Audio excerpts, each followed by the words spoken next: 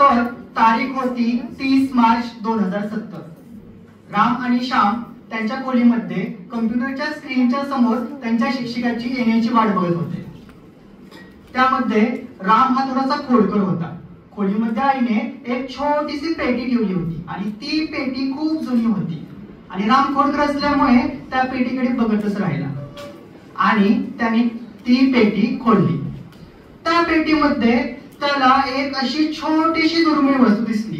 तेवढ्यातच त्या कम्प्युटरवरती त्यांचे सर आले आणि शिकवू लागले. त्यांना हे शिक्षण अजिबात आवडत नव्हतं.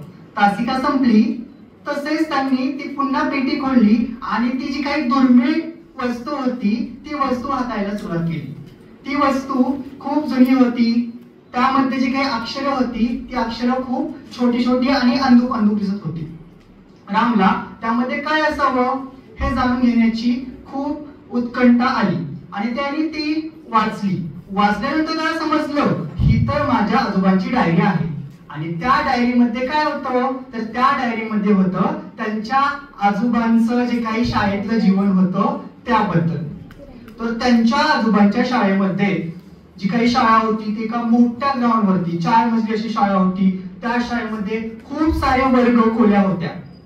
खूप सारी म्हणजे एका वर्गामध्ये 30 ते 35 विद्यार्थी यायचे. शिक्षक यायचे, त्यांना शिकवायचे आणि कृतीपूर्ण असे शिकवायचे.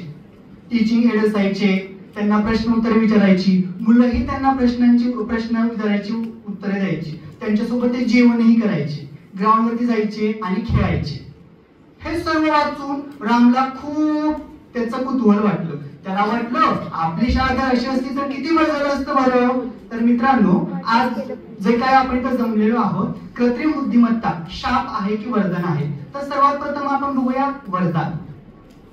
तर कृत्रिम बुद्धिमत्तेच्या वापराने आपण काय करू शकतो, वैयक्तिक शिक्षण घेऊ शकतो. उदाहरणार्थ मला कम्प्युटर बद्दल काहीतरी शिकायचंय परंतु कम्प्युटरचा आणि माझा काहीचाही संबंध नाहीये. तर मी काय करू शकतो, कृत्रिम बुद्धिमत्तेमध्ये जाऊन कम्प्युटर बद्दलची माहिती सर्व काही घेऊ शकतो, म्हणजेच एक कोर्स डेव्हलप करू शकतो. दुसरं आहे स्मार्ट ट्युटर. आता जे काही गावची मुलं असतात त्यांना सिटीमध्ये काही आर्थिक प्रॉब्लेम असतात किंवा दुसरे काही समस्या असतील त्याच्यामध्ये सिटीमध्ये येऊ शकत नाही. तर या कृत्रिम बुद्धिमत्तेचा उपयोग करून ते गावी राहून मोठ्या मोठ्या एक्झामचं प्रिपरेशन सुद्धा ते घरी बसून करू शकतात.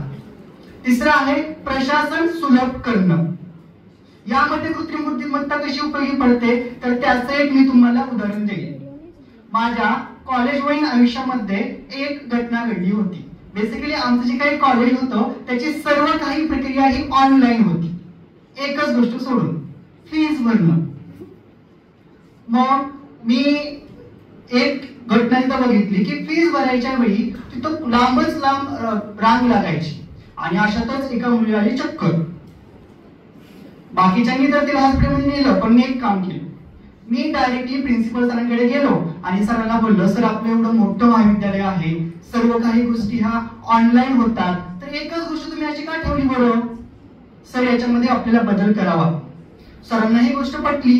त्यांनी लगेच त्यांची जी काही कमिटी होती किंवा मेंबर जे होते या कृत्रिम बुद्धिमत्तेमधले त्यांच्यासोबत मीटिंग लावली आणि रात्रीच तो प्रॉब्लेम सॉल्व्ह करून टाकला. त्यामुळे जे काही प्रशासकीय मुद्दे आहेत ते सुद्धा व्यवस्थितपणे आपण ह्या कृत्रिम बुद्धिमत्तेच्या सहाय्याने पार पाडू शकतो. त्यानंतर शिक्षणामध्ये नाविन्य सुद्धा आणू शकतो. हे सगळे आहेत कृत्रिम बुद्धिमत्तेचे फायदे. आता शाप कसा, सर्वात महत्वाचं शिक्षकांची कमतरता भासू शकते.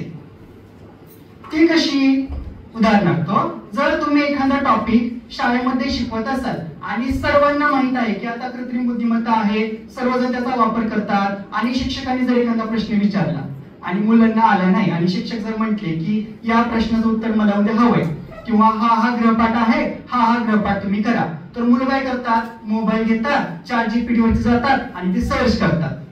आता याच्यामुळे काय होणार, याच्यामुळे मुलांना तर परफेक्ट उत्तर भेटणार परंतु जी काही त्यांची विचार करण्याची क्षमता आहे ती कुठेतरी खुंटत जाणार. अगोदरच्या काळात किंवा आपणच बघा ना, आपल्या शालेय आयुष्यामध्ये आपण काय करायचो, पुस्तके वाचायचो, संदर्भ ग्रंथ वाचायचो.